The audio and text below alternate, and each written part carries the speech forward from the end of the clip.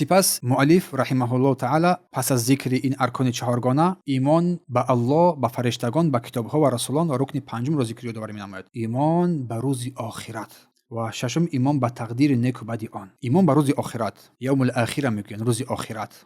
زیرا پس از این روز دیگر روز دیگری نیست از این روزهای دنیا. این روزهای دنیا دیگر به اتمام می‌یابد. این حیات هستی که از دیگر از این عالم برباد می‌خورد. این عالم کلاً از بین می‌رود. برای روز آخرت روز آخرت نامیدن، چون پس از این دیگر روزی نیست از این دنیا. آخران روز این دنیا هست. روز آخرت این اعتقاد و زندگی بعد از مرگ. آخران روزی که در این حیات داشتی رفتی، خلاص. حیاتی نو جدید، حیاتی جدید شروع می شود. چی حیاتی برزخ باشد، مرحله بعد از مرگ حیاتی برزخ می شود. از زمان مرگ شروع می شود تا دمیدن روز قیامت، که در روز قیامت یا اینکه عذاب است یا اینکه جهنم است، یا اینکه جهنم است یا اینکه جنت است. و حیاتی برزخ نیست در آن جایی که عذاب است یا اینکه نعمت است. و واسه با آن عملی که در این دنیا فرصت داشتی تو انجام بدهی. سپس صحنه محشر می شود بعد از این مرگ، که سالهایی که در این داخل قبر انسان قرار می گیرد، بعد از آخران این روز قیامت شروع می شود. صحنه محشر، جمع شدن تمام مردم در روز قیامت. در آن صحنه در نزد الله سبحانه و تعالی،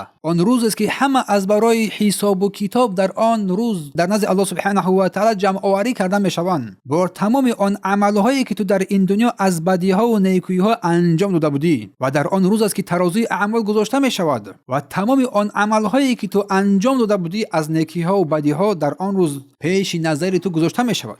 و انسان اگر که اعمال نیک داشت بعد از سراس آن داده می شود. اگر انسانی که بدکار و بدبخت کافر و فاسق منافق بود، اعمالش از پشت سرش از چپ داده می شود. پس به ایمان به روز آخرت داخل می شود. ایمان به نشانه های قیامت، نشانه های خرد و بزرگ آن، اینم داخل می‌گردد. و مثل ظهور دجال، برآمدن دجال، نزول عیسی علیه السلام، برآمدن یعجوج و معجوج، طلوع آفتاب از مغرب و دابة الارض، حیوانی که با مردم نصیحت می‌نماید و غیر از اینها، که ایمان به این روز آخرت یکی اساسناکترین مرحله های است که الله در کلامش این رو بیان کرده است، که دلیل این رو بعداً ذکر می‌نماییم.